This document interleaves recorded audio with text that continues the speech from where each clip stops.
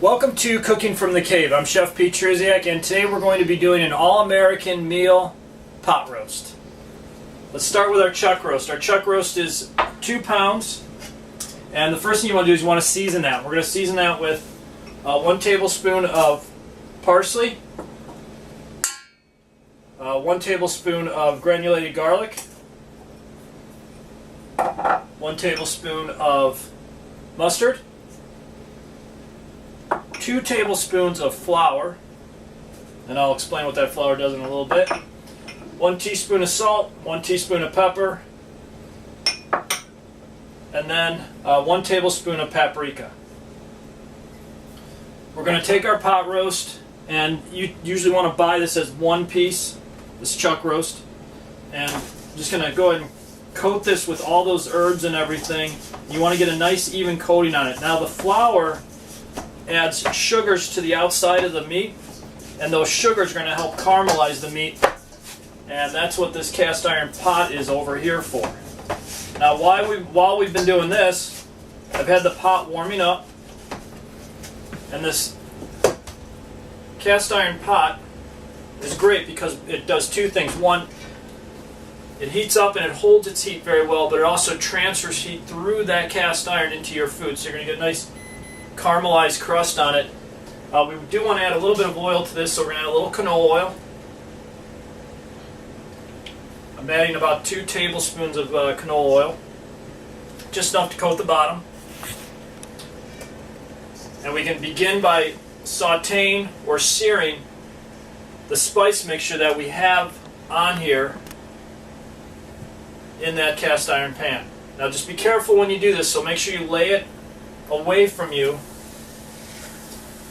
You just want to be able to hear that searing, and we're going to caramelize all 4 sides of it.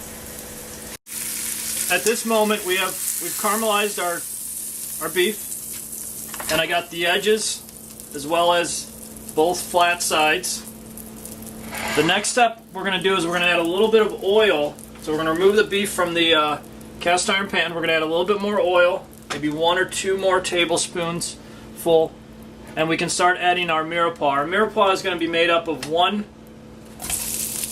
white onion, rough chopped, so large dice, 1 carrot, 3 stalks of celery, and we're going to let those caramelize in the bottom of our pan. They're going to absorb any sort of the seasonings that came off of the beef, as well as pick up any flavor that's in the bottom of that pan. We'll probably sit and let those caramelize now for about 2 to 3 minutes. We want to let them develop some color on it before we move on to our next step. Our vegetables have developed some color on it. I'm going to pull out a carrot so you can see nice browning on it.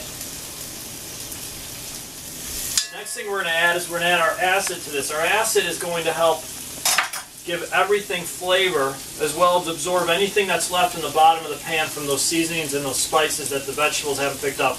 What our acid is in this is tomato paste. We're going to add 3 ounces of tomato paste, and I just want to stir this into the bottom of the pan.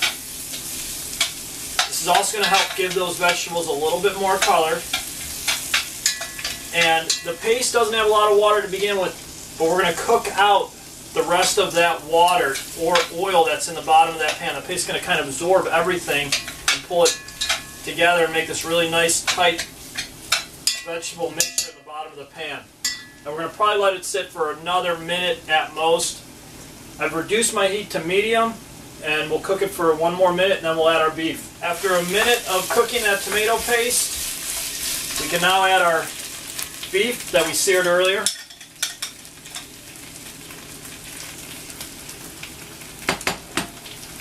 And I'm just going to work that beef down in the bottom of the pan, push the vegetables up along the sides of it.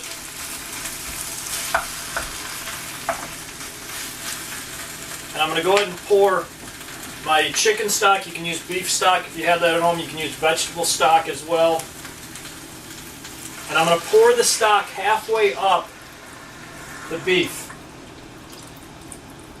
I still want the top of the beef showing.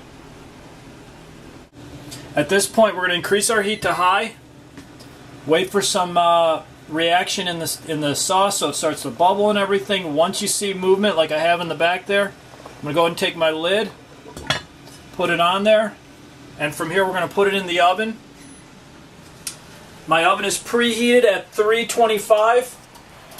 I've removed all of my racks except the one, and I've moved that rack all the way to the bottom of the oven, so this makes the transfer very easy. I'm going to go ahead and put this right in the center of that rack.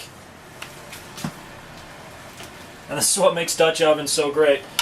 You can cook with them on top of the stove, you can cook with them in the oven.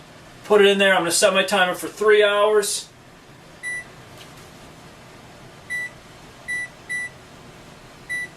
Come back after an hour of cooking.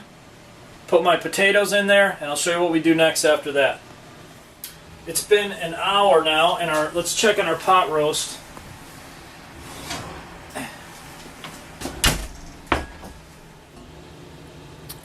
Alright, you may notice that your sauce has increased a little bit. That's okay.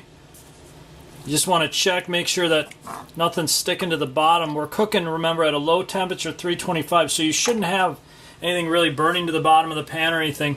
But to keep the heat in there, the next stage, and this is after an hour, we're going to add our potatoes. I've halved some Yukon potatoes, and I want to make sure I get those down in the sauce as well. Again, you can get them, just make sure that they're about half covered.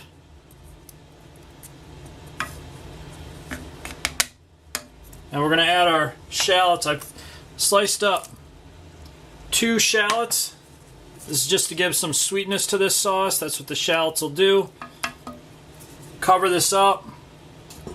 And we're going to put it back in the oven now for 2 hours. And I'll set that timer. Again, on the bottom rack, right in the middle. And we'll come back in 2 hours and see how it's doing. Our timer went off. We're 3 hours into it now. And we can pull our pot roast out.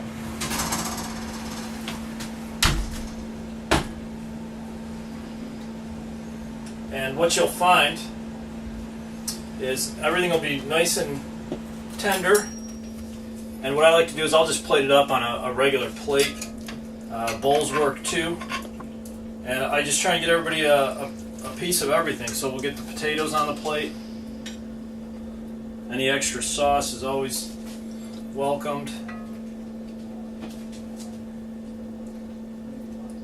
And the meat is just so tender, it just broke right apart with a spoon. You may, if you're doing a real thick cut on that chuck roast, you might have to pull it out and slice it for everybody. But typically after 3 hours at 325, it is so tender that it's going to fall apart with a spoon. Again, we'll hit it with a little bit more sauce. Now this recipe, I talk about a Dutch oven. Dutch oven is nothing more than a stock pot with a lid or a pan with a lid. You can always just, improvise for something like that. And there you go, something simple, American tradition, pot roast done in 3 hours. Now you can make that in your home. Thanks again for watching Cooking from the Cave. I'm Chef Pete Truzak. I'll see you real soon.